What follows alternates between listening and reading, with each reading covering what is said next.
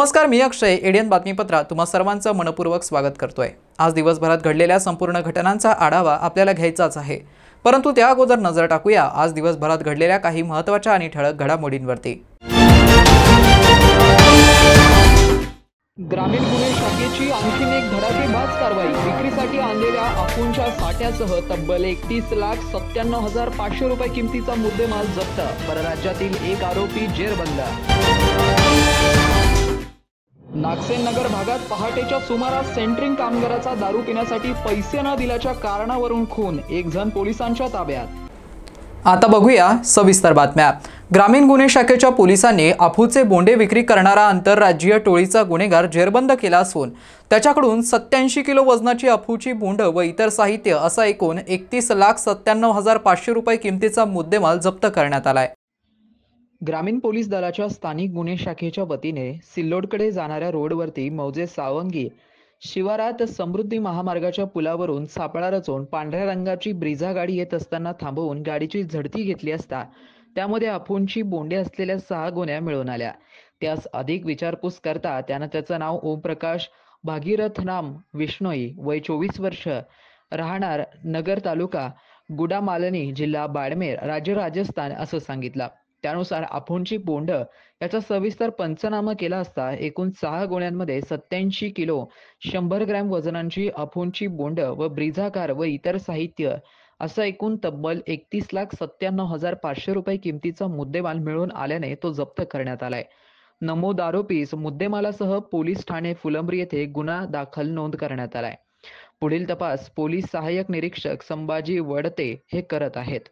सदरची कामगिरी पोलीस अधीक्षक डॉक्टर विनयकुमार राठोड, अपर पोलीस अधीक्षक सुनील कृष्ण लांजेवार, उपविभागीय पोलीस अधिकारी विष्णू भोये यांच्या मार्गदर्शनाखाली स्थानिक गुन्हे शाखेचे पोलीस निरीक्षक सतीश वाघ, सहाय्यक पोलीस निरीक्षक पवन इंगळे, सुधीर मोटे, पोलीस उपनिरीक्षक दगडू जाधव, लहू थोटे, भागीनाथ वाघ, नामदेव शिरसाट, संतोष पाटील, सुनील खरात, श्रीमंत भालेराव, विठ्ठल डोके, वाल्मिक निकम, गोपाल पाटील, अंगद तिडके, नरेंद्र खंदारे, दीपक सुरोशे, अशोक वाघ, राहुल गायकवाड, आनंद घाटेश्वर, चंदेले, चालक संतोष डमाळे तसेच तहसीलदार तथा तालुका दंडाधिकारी संजीव राऊत, फुलंब्री व न्याय वैज्ञानिक प्रयोगशाळा पथक यांनी यशस्वीरित्या पार पाडली. या कारवाईबाबत सहाय्यक पोलीस निरीक्षक पवन इंगळे यांनी एडियन सोबत बोलताना अधिक माहिती दिली आहे. दिनांक 8/10/2024 रोजी सायंकाळच्या सुमारास गोपनीय बातमीदार यांच्याकडून माहिती मिळाली की एक इसम एक पांढऱ्या रंगाच्या ब्रेझा कारमध्ये समृद्धी महामार्गालगत ब्रिजच्या जवळ येणार आहे अशी गोपनीय माहिती मिळाल्यामुळे आम्ही वरिष्ठ अधिकारी यांना माहिती देऊन सदर माहितीच्या अनुषंगाने वरिष्ठांच्या मार्गदर्शनाखाली सापळा रचला. सापळ्यामध्ये आमचे स्थानिक गुन्हे शाखा छत्रपती संभाजीनगर ग्रामीणची अधिकारी सुधीर मोटे साहेब, बाकी अंमलदार PSI जाधव साहेब अशा सर्वांनी आम्ही सापळा रचला. सायंकाळच्या सुमारास एक पांढऱ्या रंगाची ब्रेझा कार आली. आम्ही त्याला थोडं इशारे करून वगैरे अडवून त्याला ती गाडी थांबवली. हे कारवाई करत असताना त्यापूर्वी आम्ही जे NDPSची कारवाई करतात त्याकरता आम्ही शासकीय पंच, FSLचे पथक, सक्षम अधिकारी, वजन मापे हे करणारे यांना बोलवून आम्ही सदर कारवाईकरता रवाना झालो होतो. सापळा ठरल्याप्रमाणे ब्रेझा गाडीतील आली त्या ठिकाणी स्पॉटला आम्ही त्याला थांबवली आणि सर्वांनी त्याला बाहेर काढून त्याला ते नावगाव विचारले तर त्यांनी सांगितले की माझं नाव ओमप्रकाश बिष्णोई आहे, मी राजस्थानातील रहिवासी असल्याचे सांगितले. पंचासमक्ष व इतर जे अधिकारी हजर होते पथकाचे त्यांच्यासमक्ष वाहनाची झडती घेतली असतात. त्याच्यामध्ये अफूचे जे वाळलेले फुलं होते बोंड ते असे 6 पोत्यामध्ये मिळून आलेत आणि ते FSLच्या टीमने आम्हाला काढून आम्ही त्यावर जी प्रक्रिया आहे कारवाई आहे त्या SOP नुसार आम्ही ते जप्त केले. कारवाईमध्ये जवळपास आम्हाला जवळपास 33 लाखाचा मुद्देमाल आम्ही जप्त केलेला आहे आणि पुढील तपास हा फुलंब्री पोलिसांचे API वरती साहेब करत आहेत. हरियाणाच्या निकालानंतर आता महाराष्ट्रात महायुतीचं सरकार येणार असल्याचा दावा शिंदे सेनेचे प्रवक्ते संजय शिरसाट यांनी केला आहे। यावेळी त्यांनी महाविकास आघाडी फुटणार असल्याचे देखील संकेत दिलेत। कालपर्यंत जे काही लोक म्हणायचे, महाविकास आघाडीचे नेते म्हणायचे की आम्हाला बार्गेनिंग पॉवर आमची वाढली, कुणाची घटली, मग मुख्यमंत्र्याचा चेहरा कोण, मुख्यमंत्री कोण होणार, जागा वाटप कसं होणार, आमचा फॉर्म्युला ठरला आहे, आमच्या बैठकी झाल्यात, लवकरच त्याचा आता आम्ही यादी जाहीर करणार आहोत। परंतु हरियाणाचा लागलेल्या निकालानंतर हे सगळं चित्र बदललेलं महाराष्ट्रात आपल्याला पाहायला मिळतं। मग कोणी म्हणतंय काँग्रेस बॅकफूटवर गेली, आणि जे कोणताही चेहरा द्या असे म्हणणारे उभाटा गटाचे नेते आता संपूर्ण ठिकाणी आपले बॅनर लावायला लागलेले आहेत। मुख्यमंत्र्याचा चेहरा त्यांनी डिक्लेअर केलेला आहे। माननीय उद्धव ठाकरे साहेबांना मुख्यमंत्री करावं किंवा येणारे मुख्यमंत्री उद्धव ठाकरे साहेबच आहेत, अशा प्रकारचे बॅनर मुंबईमध्ये आणि इतर ठिकाणी झळकले। याचा अर्थ असा आहे की आता काँग्रेसला दोन पावलं मागे येऊन महाविकास आघाडीबरोबर जर राहायचं असेल तर उभाटा गटाचा ऐकावं लागेल। हा स्पष्टपणे संदेश किंवा इशारा त्यांनी दिलेला आहे। आम्ही उभाटा गटाला शुभेच्छा देतो, त्यांची भूमिका अशी कायम राहील अशी अपेक्षा करतो।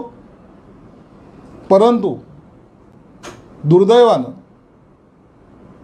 ही महाविकास आघाडी टिकणार नाही, हे तेवढंच आता सत्य समोर यायला सुरुवात होणार आहे। हे 2-4 दिवसाचा कालावधी आहे। या 2-4 दिवसामध्ये ह्या सगळ्या ज्या घटना आहेत हा महाराष्ट्र पाहणार आहे। एक निश्चित झालेलं आहे की हरियाणाच्या निकालामुळं आमचं मनोबल तर वाढलेलं आहेच आहे, परंतु महायुती येण्याचा संकेत आता जनतेने सुद्धा दिलेले आहे। जम्मू काश्मीरमध्ये जी सत्ता आली ती सत्ता उमर अब्दुल्ला, फारुख अब्दुल्ला यांच्या माध्यमातून जी आली त्याला सुद्धा काही लोकांनी तिथलचा आपला विजय समजलेला आहे। ज्यांनी 370 कलमाला विरोध केला त्यांची सत्ता आल्याचा आनंद जर काही लोकांना वाटत असेल तर त्यांनी त्यांची भूमिका स्पष्ट केली पाहिजे। त्यांनी सांगितलं पाहिजे की होय आम्ही 370 कलम हटवण्याच्या विरोधात आहोत, हे सुद्धा त्यांनी ठामपणे सांगितलं पाहिजे। अशी महाराष्ट्राच्या जनतेची आणि आमची सुद्धा मागणी त्याच्याकडे असणार आहे। म्हणून कालचा निकाल हा आशादायी तर आहेच आहे, परंतु महाराष्ट्रातली जनता जे शिंदे साहेबांच्या नेतृत्वाखाली हे सरकार चाललंय, ज्या पद्धतीने जागतीने काम करतंय त्याला निश्चित पाठिंबा देईल, भरघोस मतं देईल आणि महायुतीची सत्ता ही महाराष्ट्रात येईल, यामध्ये आता दुमत राहिलेलं नाही। त्या केळी विक्रेत्याचा व्हिडिओ व्हायरल झाल्यावरती त्या टीव्ही सेंटर चौकातील सर्वच फळ विक्रेत्यांनी मनपाच्या कारवाईच्या धाकाने दुसऱ्या दिवशी बुधवारी गाड्याच लावल्या नाहीयेत।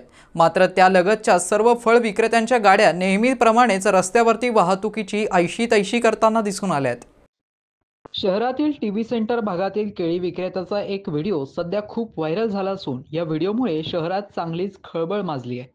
यात एक केळी विक्रेता रस्त्यावरील खराब पाण्यामध्ये पोतं भिजवून ते केळ्यांवरती अंथरताना दिसतोय।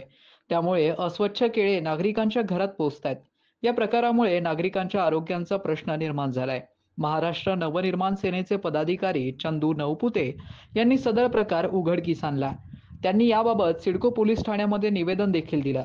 त्यानुसार संबंधित मनपाचे वॉर्ड अधिकारी आणि मनपाच्या पथकाने दखल घेत सदर परिसराची पाहणी केली। तो फळ विक्रेता सध्या या ठिकाणी आढळून आला नाहीये। तर बुधवारी घटनेच्या दुसऱ्या दिवशी सकाळी टीव्ही सेंटर चौकातील सर्वच फळ विक्रेते कारवाईच्या धाकाने पसार झाले होते। एकाही फळ विक्रेत्याने त्यांच्या फळांच्या गाड्या चौकात लावल्या नाहीये। एरवी सदर चौकात मोठ्या प्रमाणामध्ये फळ विक्रेत्यांच्या गाड्या लावल्या जातात, त्यामुळे सायंकाळी चौकात वाहतुकीचा खोळंबा होताना दिसतो। तर सदर चौकाच्या लगत असलेल्या शरद टी पॉइंट आणि M2 कडे जाणाऱ्या रस्त्यावरती नेहमीप्रमाणे फळ विक्रेत्यांनी रस्त्यावरती गाड्या उभ्या केलेल्या दिसून आल्या। त्यावर मनपा प्रशासनाकडून काही रोकटोक करण्यात कारवाई आलेली नाहीये। एकीकडे ऐन नवरात्रात असा प्रकार समोर आल्याने नागरिकांकडून संताप व्यक्त करण्यात येतोय, तर मनपाचे अधिकारी कर्मचारी त्या केळी विक्रेत्याच्या मागावरती आहेत। सिल्लोड तालुक्यातील गोळेगाव येथील एक धक्कादायक प्रकार समोर आला असून प्रेत घेऊन स्मशानभूमीत जाण्यासाठी रस्ता नसल्याने चक्क संतप्त ग्रामस्थांनी गोळेगाव ग्रामपंचायत समोरच प्रेत नेऊन ग्रामपंचायत समोर अग्निडाव देत निषेध नोंदवलाय। सिल्लोड तालुक्यातील गोळेगाव येथे स्मशानभूमी असून त्या स्मशानभूमीमध्ये जाणाऱ्या रस्त्याची अवस्था बिकट झाली आहे। रस्त्याची दुर्दशा झाल्याने त्यावर चालणं देखील शक्य होत नाहीये।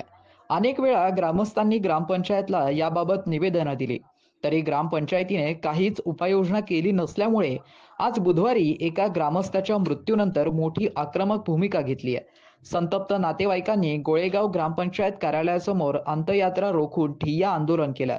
जोपर्यंत स्मशानभूमीच्या रस्त्याचा प्रश्न मार्गी लागत नाही तोपर्यंत अंत्यविधी होणार नाही, अंत्ययात्रा येथून हलणार नाही असा पवित्रा घेतल्याने त्यामुळे येथे काही काळ तणावाचं वातावरण निर्माण झालं होतं। दरम्यान ग्रामपंचायतीवरती मोठ्या संख्येने ग्रामस्थ आणि प्रेत आल्यामुळे तणाव निर्माण झाला होता।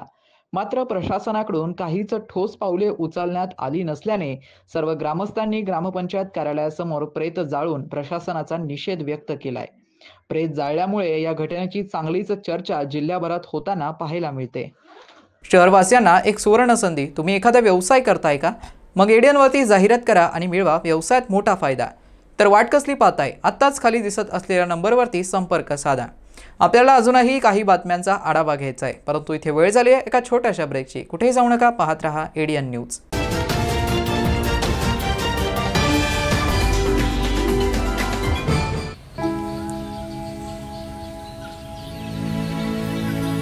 तू ग हे कुठून आणला साडी पण वा छान दिसते की। हो, सरकारनं 1500 रुपये चालू केले दर महिन्याला आणि लय दिसायची इच्छा होती म्हणून हा सदरा आणि ही साडी घेतली आणि पुढच्या महिन्यात परत पैसे आले ना मग छोटीला फ्रॉक आणि आपल्या कपिलेला माळा घेणार आहे। बर, राज्यातील भगिनींच्या सन्मानार्थ महाराष्ट्र शासनाची मुख्यमंत्री माझी लाडकी बहीण योजना महाराष्ट्रातील प्रत्येक पात्र महिलेच्या बँक खात्यात दर महिना 1500 रुपये जमा होणार। सन्मान बहिणींचा, सन्मान महाराष्ट्राचा।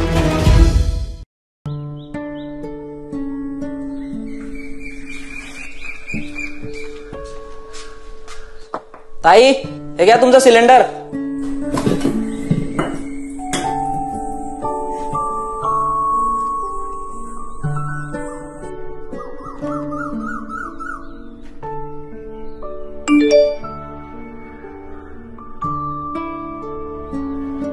आई, कोणाचा तरी मेसेज आलाय बघ। मेसेज? हा मुख्यमंत्री अन्नपूर्णा योजनेची रक्कम ट्रान्सफर झाल्याचा मेसेज आहे।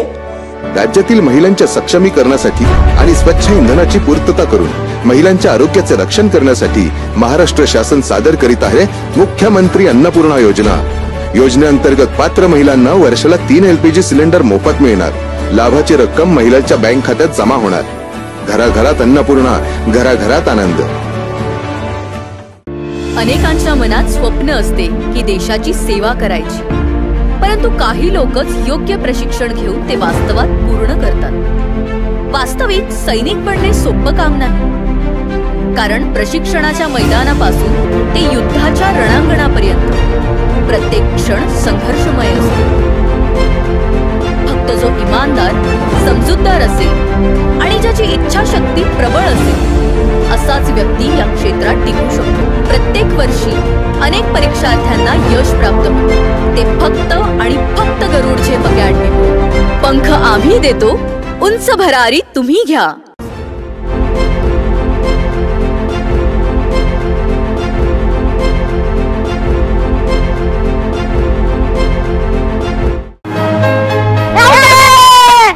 चल मी येणार। तू कुठे?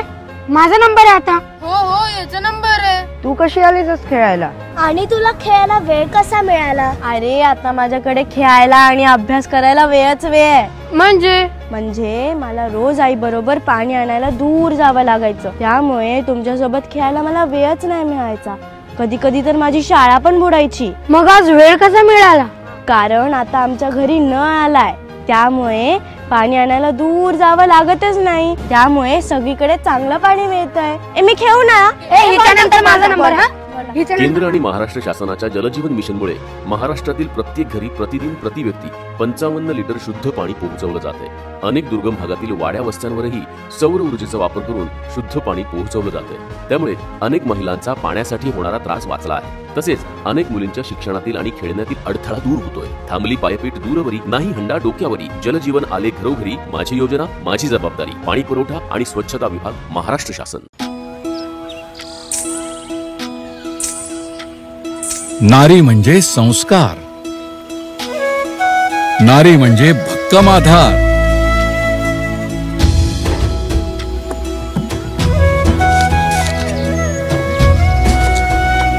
नारी म्हणजे अन्नपूर्णेचा अवतार, नारी म्हणजे शक्ती अपार।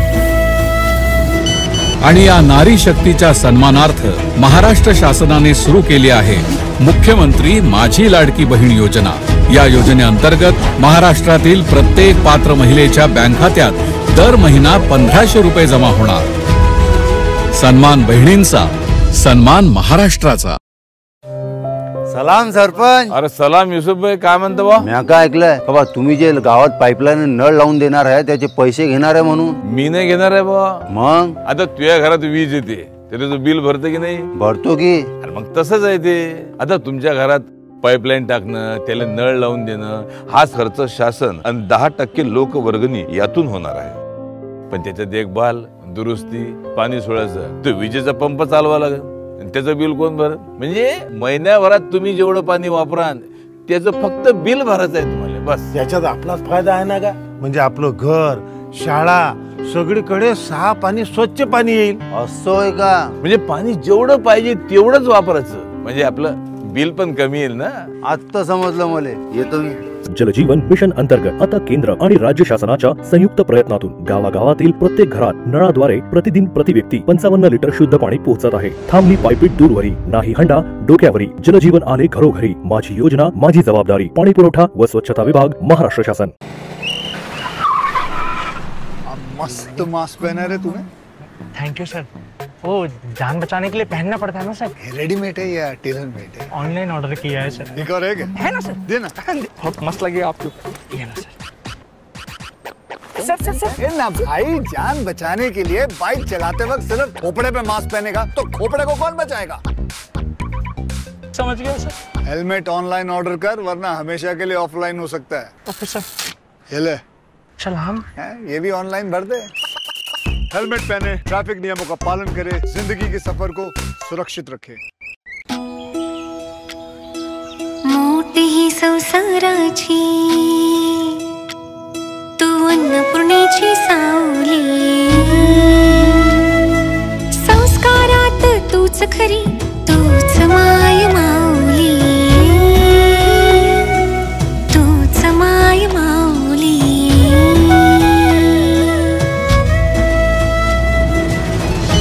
राज्यातील भगिनींच्या सन्मानार्थ महाराष्ट्र शासनाची मुख्यमंत्री माझी लाडकी बहीण योजना।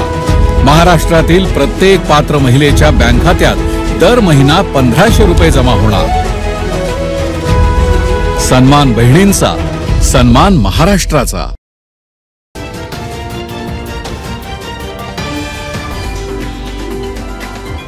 ब्रेकनंतर पुन्हा एकदा स्वागत। आपण बघत आहात एडियन बातमीपत्र।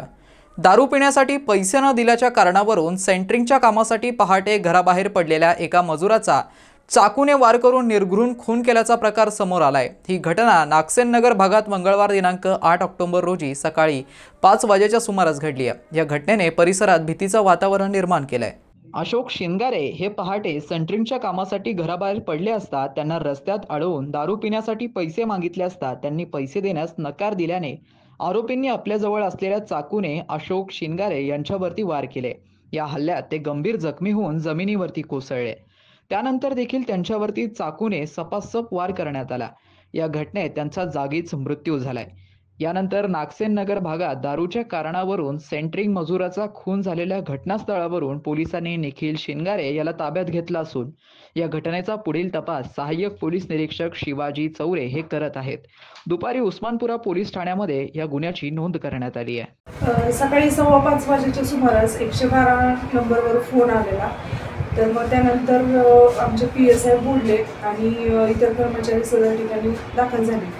तर तिथे गेले असताना घटनेचं ठिकाण आहे मुरलीधर नगर उस्मानपुरा येथे गेले सगळेजण. तिथे गेले असं पाहिलं असता एक 46 वर्षाची इसम आहेत अशोक दादाराव शिंगारे. हे रक्ताच्या थारोळ्यात बेशुद्ध अवस्थेत पडलेले दिसले. त्यानंतर मग ॲम्ब्युलन्सला बोलवलं आणि त्यांना घाटी हॉस्पिटल येथे पुढील उपचारासाठी रवाना केलं. मग त्याच्यानंतर जे घटनास्थळ आहे ते संरक्षित करण्यात आलं. त्याच्यानंतर बोडले सरांनी आमचे PI जाधव सरांना फोनद्वारे सगळी माहिती दिली. तसेच ACP रणजित पाटील सरांना माहिती कळवली. तसेच DCP सर नवनीत कावत साहेब यांना देखील माहिती कळवली. त्याच्यानंतर सर्व अधिकारी आणि टीम सदर ठिकाणी गेली. तांत्रिक विश्लेषणाद्वारे CCTV फुटेज सदर घटनास्थळचे CCTV फुटेज पाहिले आणि जो आरोपी आहे निखिल शिंगाडे याला तांत्रिक मदतीच्याद्वारे अटक करण्यात आलेली, ताब्यात घेण्यात आलेला आहे. या प्रकरणी आता काय गुन्हा दाखल झाला? सदर प्रकरणामध्ये BNS 103 अन्वये गुन्हा दाखल करण्यात आलेला आहे आणि पुढील गुन्ह्याचा तपास चालू आहे. किती आरोपी आहे मॅडम त्याच्यामध्ये? एक आरोपी आहे निखिल शिंगाडे, वय 25 वर्ष आहे. भाजप नेत्या पंकजा मुंडे यांचा भगवान भक्तीगड सावरगाव घाट या ठिकाणी दरवर्षीप्रमाणे दसरा मेळावा होत आहे.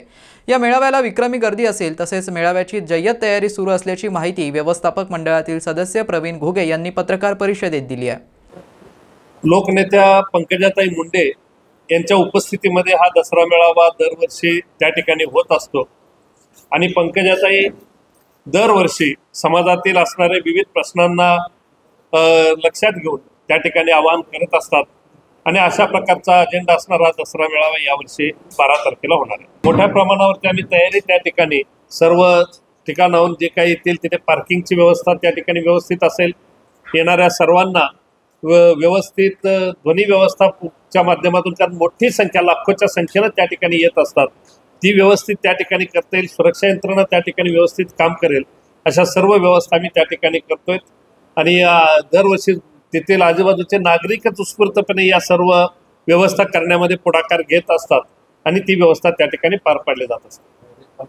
माननीय लोकनेते गोपीनाथ मुंडे साहेबांनी सुरू केलेला आणि सातत्यानं दरवर्षी भगवान भक्तिगडावरती या दसरा मेळावा जो काय होत असतो तो यावर्षी या विजयादशमीच्या दिवशी 12 तारखेला खूप मोठ्या लोकांच्या सहभागामध्ये तो होणार आहे. खूप मोठ्या प्रमाणावर त्या ठिकाणी आम्ही व्यवस्था उभी केलेली आहे, कारण की महाराष्ट्रातील सर्व ठिकाणाहून मोठ्या संख्येनं त्या ठिकाणी भक्त येत असतात आणि मोठी गर्दी त्या ठिकाणी होत असते. त्या ठिकाणी कुठलीही अव्यवस्था होऊ नये. येणाऱ्या जाणाऱ्या सर्व सहभागी होणाऱ्या नागरिकांची व्यवस्थित व्यवस्था त्या ठिकाणी लागली पाहिजे याचा आमचा प्रयत्न असतो आणि असा हा दसरा मेळावा जास्तीत जास्त संख्येनं त्या ठिकाणी व्हावा असा आम्ही प्रयत्न करतोय.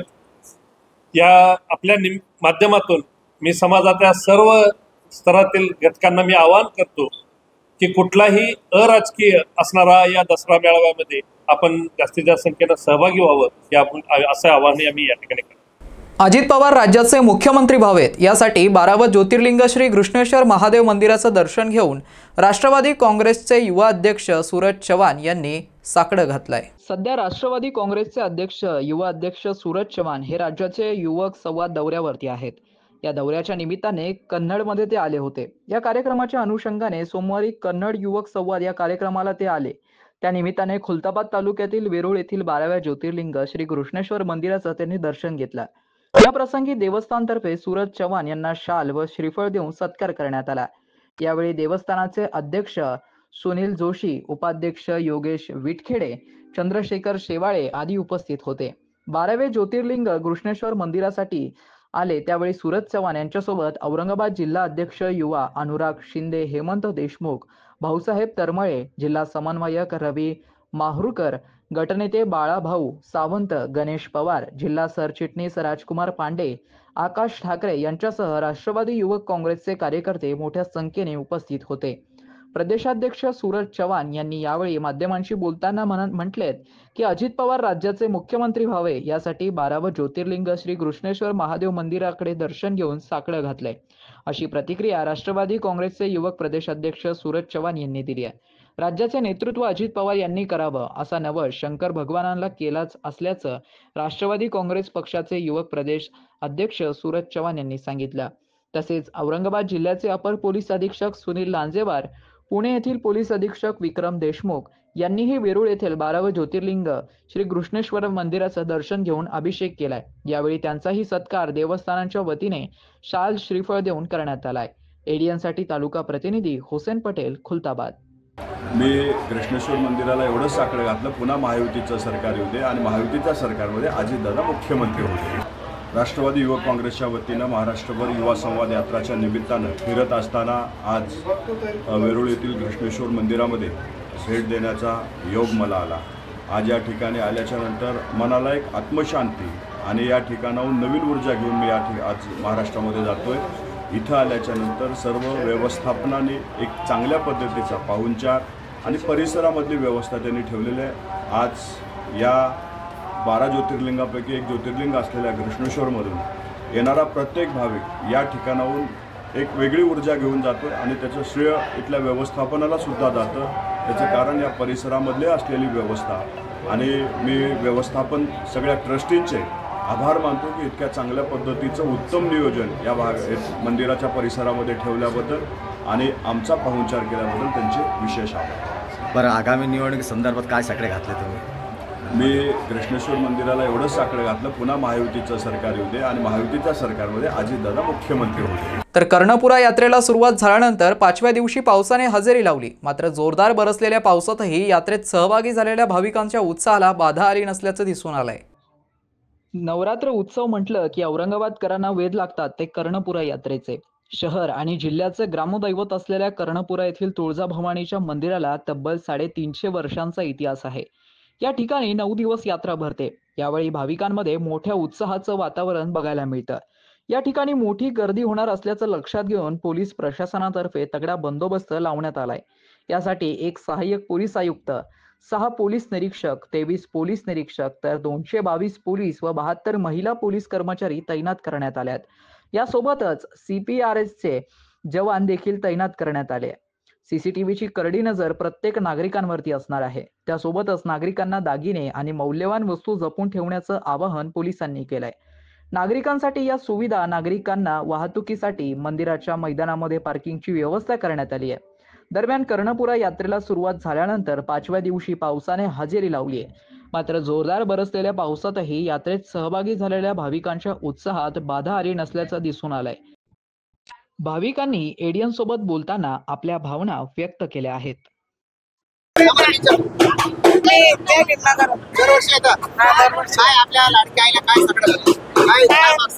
मुलाला काही भाव नाही, काय नाही तर नवस मागायला आलो. ते नवसाला पाहून मिळाली. तुम्ही काय सांगा? तेच लाडक्या बहिणीच्या शुभेच्छा 9% होईल आई देवाला. आई कुणाला? माझा मुलाचा पाय ना हरवला पाय, मुलगा झाला पाय मुलाला आज वर्षीपर्यंत. बरं थोडी पातळल्या शिंदे मेला. आईला साकडं घालण्यासाठी आला विचार. दरवर्षी येता का? हा, पण आज वर्षीपर्यंत मुलगा झाला पाहिजे. देवीला थोडी पातळण्याशी. शेवटी पुन्हा एकदा नजर टाकूया आज दिवसभरात घडलेल्या काही महत्त्वाच्या आणि ठळक घडामोडींवरती. ग्रामीण गुन्हे शाखेची आणखीन एक धडाकेबाज कारवाई. विक्रीसाठी आणलेल्या अफूंच्या साठ्यासह तब्बल 31,97,500 रुपये किमतीचा मुद्देमाल जप्त. परराज्यातील एक आरोपी जेरबंद. नागसेन नगर भागात पहाटेच्या सुमारास सेंट्रिंग कामगाराचा दारू पिण्यासाठी पैसे न दिल्याच्या कारणावरून खून. एक जण पोलिसांच्या ताब्यात. आणि याबरोबरच हे बातमीपत्र इथेच संपलं. पुन्हा भेटूया पुढील बातमीपत्रात. तोपर्यंत पाहत रहा आपल्या हक्काचं बातमीपत्र एडीएन न्यूज.